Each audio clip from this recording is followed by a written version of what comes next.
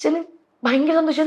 ഇത് കാത്തു വാങ്ങിച്ചതാ, ഇത് കാത്തു വാങ്ങിച്ചതാ, ഇത് കേൾക്കുമ്പോ അച്ഛൻ്റെ ഫ്രണ്ടിന്റെ അടുത്ത് പറയുമ്പോ എനിക്ക് ഭയങ്കര സന്തോഷമാ. അച്ഛനെക്കാളും സന്തോഷം എനിക്കാ. ഇപ്പൊ അമ്മയ്ക്ക് ഡയമണ്ടിന്റെ ഒരു കമ്മൽ ഞാൻ മേടിച്ചു കൊടുത്തിട്ടുണ്ടെങ്കിൽ അമ്മയുടെ ചോദിക്കും, അമ്മയുടെ ഫ്രണ്ട് ഇതിപ്പോ മേടിച്ചതാണോ, കാത്തു എനിങ്ങനെ മേടിച്ചിരുന്നതാ. അങ്ങനെ പറയുമ്പോ എനിക്ക് ഭയങ്കര സന്തോഷമാണ്. അപ്പൊ അമ്മ അവിടെ എന്ത് സന്തോഷിക്കുന്നുണ്ട് അല്ലേ. അമ്മയ്ക്ക് ഞാൻ അബുദാബിയിൽ ഞാൻ അമ്മയും കൊണ്ട് പോയി.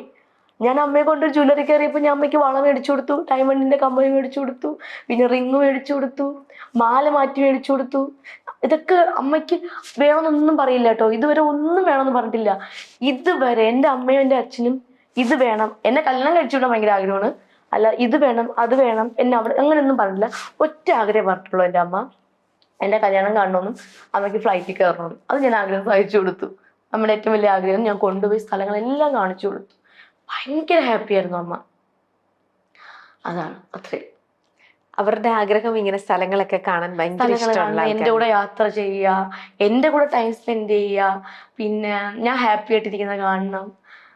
അങ്ങനെയൊക്കെയാണ് എൻ്റെ ഇത്. അത് ഞാൻ സാധിച്ചു കൊടുക്കുന്നുണ്ട്. അവരുടെ വലിയ ആഗ്രഹം അനു പറഞ്ഞു, അനുവിന്റെ കല്യാണം എന്ന് പറയുന്നത്. അതെന്താ അനു സാധിച്ചു കൊടുക്കാത്ത? ചേച്ചി, കല്യാണം എന്നൊക്കെ പറയുന്നത് നിമിത്തമാണ്.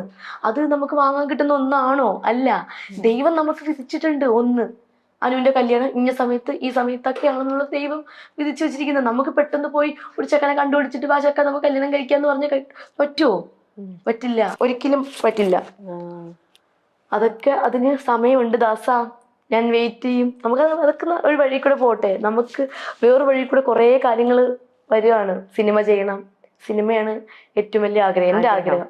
അപ്പം അറേഞ്ച്ഡ് മാരേജ് ആണോ അതോ ലവ് മാരേജ് ആണോ? എന്തായിരിക്കും ഇപ്പൊ അങ്ങനെ ഒന്നുമില്ല ചേച്ചി. നല്ലൊരു മനുഷ്യനായിരിക്കണം.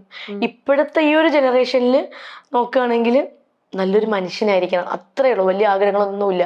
അയാൾക്ക് അതുണ്ടോ ഇതുണ്ടോ അങ്ങനെയാണോ ഇങ്ങനെ നല്ല സ്വഭാവം, റിച്ച് ആവണം, അയാൾ കളറോ അല്ലെങ്കിൽ അയാളുടെ ബോഡി ഇങ്ങനെ ആയിരിക്കണം അങ്ങനെ ആയിരിക്കണം, ജിമ്മായിരിക്കണം എന്നല്ല. ഹെൽത്ത് വന്നിട്ട് നോക്കുന്ന ആളായിരിക്കണം, അതെനിക്ക് നിർബന്ധമാണ്.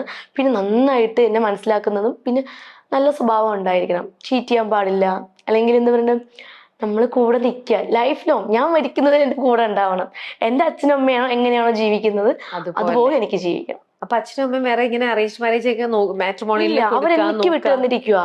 അവർക്ക് ഇപ്പൊ ഞാൻ അമ്മ 3 വർഷമാണ് എൻ്റെ കൂടെ ഈ ഇൻഡസ്ട്രിയിൽ എൻ്റെ കൂടെ വന്നത്. പിന്നെ ഞാനായിരുന്നു ഒറ്റയ്ക്ക് പോകുന്നതും വരുന്നതൊക്കെ. അപ്പൊ അവർക്ക് എന്നെ ഒരു വിശ്വാസമുണ്ട്, ഞാൻ ചെയ്യുന്ന എല്ലാ കാര്യങ്ങളും ഞാൻ ആലോചിച്ച് 1, 2, 3 തവണ ചിന്തിച്ചിട്ടേ ചെയ്യുള്ളൂ എന്ന്. അപ്പൊ ഒരാളെ ഞാൻ തിരഞ്ഞെടുത്താലും അവർക്കറിയാം നല്ലതോ ചീത്തയാണോ എന്ന് അവർക്ക് നന്നായിട്ട് അറിയാം. ഇനിയിപ്പൊ അതും തെറ്റിപ്പോയാലും അത് വിധിയാണെന്ന് അവർ വിചാരിച്ചോളും. പിന്നെ അവർക്ക് ഒരാൾ വിധിച്ചിട്ടുണ്ടെന്ന് അവർക്ക് നന്നായിട്ട് അറിയാം. ഞാൻ പറഞ്ഞു മനസ്സിലാക്കിയിട്ടുണ്ട്. അതിനൊരു സമയമുണ്ട്, വെയിറ്റ് ചെയ്യാണ്. നമുക്ക് എപ്പോഴെങ്കിലും വന്ന് പെട്ടെന്നായിരിക്കും, ഇപ്പൊ അടുത്ത മാസമായിരിക്കും ഒരാലോചന വരുന്നത്, പെട്ടെന്നായിരിക്കും കല്യാണം. ഇതൊന്നും നമ്മൾ വിചാരിച്ചു വരുന്നതല്ലല്ലോ. എല്ലാം അതിന്റെ വഴിയിൽ നമുക്ക് തലയിങ്ങനെ കറങ്ങിക്കൊണ്ടിരിക്കുകയാണ്. അത് വിധിച്ചതേ നടക്കുള്ളൂ. അത് ഇനി ലവ് മാരേജ് ആണെങ്കിലും അറേഞ്ച്ഡ് ആണെങ്കിലും നമ്മൾ അതിന്റെ ഡെസ്റ്റിനി എന്ന് പറയും. അത് നമുക്ക് വിധിച്ചിരിക്കുന്നത് എന്താണോ നടക്കുള്ളൂ, അത് സംഭവിക്കുള്ളൂ. അതൊക്കെ നമുക്ക് വിധിയാണ്. ഇനി എത്ര ഞാൻ ഇനി എത്ര എന്നെ ഇപ്പൊ എല്ലാരും പൊക്കി നിർത്തുകയാണെങ്കിലും ഒരു നിമിഷം മതി എന്നെ താഴെ ഇടാൻ വേണ്ടി, അതും വിധിയാണ്. അങ്ങനെ വരുള്ളൂ. എല്ലാം സഹിച്ചും ക്ഷമിച്ചും നിൽക്കുക. അതെ, ശരിക്കും എല്ലാം വിധി തന്നെയാണ്. നമുക്ക് അനുഭവിക്കാൻ യോഗമുണ്ടെങ്കിൽ നമ്മൾ അനുഭവിക്കും. നമുക്ക് എപ്പോഴും സന്തോഷം കിട്ടണമെന്നില്ല.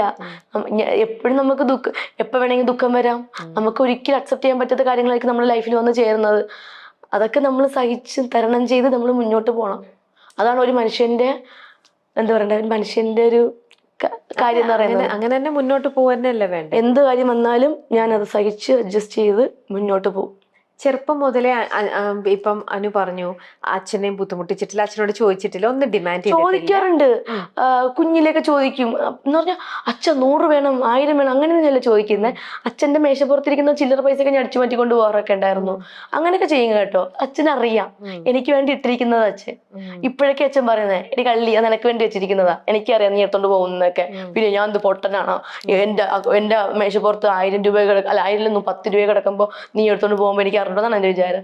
അച്ഛനറിയാതൊക്കെ. എനിക്കറിയാം എൻ്റെ അച്ഛനും അമ്മയും എന്നെ എങ്ങനെയാണ് വളർത്തിയത്. എല്ലാ അച്ഛനമ്മമാരും മക്കളെ വളർത്തുന്നത് ഭയങ്കര കഷ്ടപ്പെട്ടാ. അപ്പൊ ഞാനെന്നൊരു വ്യക്തി മനസ്സിലാക്കുന്നു. എൻ്റെ അച്ഛൻ രാവിലെ പോകുന്നു. എൻ്റെ അച്ഛൻ ബിസിനസ് ആയിരുന്നു കരിപ്പെട്ടിയുടെയൊക്കെ. അപ്പൊ അച്ഛൻ പോയി കഷ്ടപ്പെട്ടെടുത്തു, വേർത്ത് കുളിച്ചു വരുന്നു, പാവം. ഓഹ് എന്ത് കഷ്ടമല്ലേ.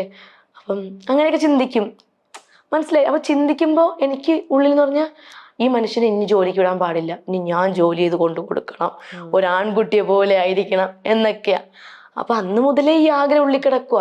അതുകൊണ്ടാണ് ചേച്ചി പിള്ളേരെയൊക്കെ പഠിപ്പിക്കുമ്പോൾ ഞാൻ കുഞ്ഞു മക്കളെയൊക്കെ വിളിച്ചിരുത്തി അങ്ങനെയൊക്കെ ചെയ്യുന്നതും. പിന്നെ സ്വന്തമായിട്ട് ഡ്രസ്സ് പോലും ഞാൻ സ്വന്തമായിട്ട് ഞാൻ വാങ്ങത്തില്ലായിരുന്നു കടയിൽ പോയി. ഈ ഇൻഡസ്ട്രിയിൽ വന്ന സമയത്ത് ഈ ഡയറക്ടറും ക്യാമറമാനും പറയും കളർഫുൾ ഡ്രസ്സ് വേണം, ഇന്ന ഡ്രസ്സ് വേണം, ആ ഡ്രസ്സ് വേണം, ഇത് വേണം. ഇതൊക്കെ നിങ്ങൾ കടയിൽ പോയി നോക്കുമ്പോൾ 1000, 1500 ആ ടൈമിൽ ഒരു 11 വർഷം മുന്നേ, പിന്നെ 800, ഇതൊക്കെ അവിടെ നിന്ന് കിട്ടുന്നത് 1000 ഒരു ദിവസത്തെ പൈസ. അപ്പം ഒന്ന് ആലോചിച്ച് നോക്കെ, 10 ദിവസം വർക്ക് ചെയ്ത് കഴിഞ്ഞാൽ 10,000 രൂപ കിട്ടി കഴിഞ്ഞാൽ ഡ്രസ്സിന് അങ്ങ് പോകുന്നു. പിന്നെ സ്വന്തമായിട്ട് ഇരുന്ന് ഞാൻ യൂട്യൂബിൽ കയറി സ്റ്റിച്ചിങ് പഠിച്ചു, തുണിയെടുത്ത് അതുപോലെ സ്റ്റിച്ച് ചെയ്താണ് ഞാൻ സ്റ്റാർ മാജിക്കിലിട്ട് മിക്ക ഡ്രസ്സും ഞാൻ സ്റ്റിച്ച് ചെയ്തിട്ടതാണ്. അത് അവിടെയുള്ള എല്ലാ ആർട്ടിസ്റ്റുകൾക്കും അറിയാം. ആണോ? ഞാൻ ഇടുന്ന ഡ്രസ്സെല്ലാം സ്വന്തമായിട്ട് സ്റ്റിച്ച് ചെയ്തത്. അതിന് സന്തോഷമാണ് എനിക്കത്. കാരണം പൈസ വെറുതെ കളയാൻ വയ്യ എനിക്ക്. എന്തിനാ വെറുതെ കാശ് കൊടുത്ത് ഡ്രസ്സ് മേടിക്കുന്നത്, കളയുന്ന എന്തിനാ പൈസ കൊടുത്തിട്ട്? അപ്പൊ അതാണ് നമുക്ക് പറ്റാത്ത ഒന്നുമില്ല ചേച്ചി. സ്വന്തമായിട്ട് പല മോഡൽ, അപ്പൊ പല ആർട്ടിസ്റ്റുകളും എന്നോട് ചോദിച്ചിട്ടുണ്ട് എനിക്കും കൂടെ സ്റ്റിച്ച് ചെയ്തുകൊണ്ട് വരാവോ. പക്ഷെ എനിക്ക് പറ്റത്തില്ലത്, കാരണം എനിക്ക് എൻ്റെ അളവേ സ്റ്റിച്ച് ചെയ്യാൻ പറ്റുള്ളൂ. അങ്ങനെ ഒരു കറണ്ടിലെ മെഷീനൊക്കെ എൻ്റെ കൊച്ചിച്ചും ഗൾഫിൽ നിന്ന് കൊണ്ടുവന്നു, അതിലൊക്കെ പഠിക്കും. എനിക്ക് കറണ്ടിലെ മെഷീനും പറ്റും, മറ്റതും പറ്റും. ഇപ്പൊ തയ്ക്കുന്നില്ല കേട്ടോ, ഇപ്പൊ സ്റ്റിച്ച് നമുക്ക് കൊളാവ് തരാൻ ആൾക്കാരുണ്ടല്ലോ. എന്നാ ഇപ്പൊ ഞാൻ അങ്ങനെ ഇഷ്ടമാണ് എനിക്ക് എല്ലാം.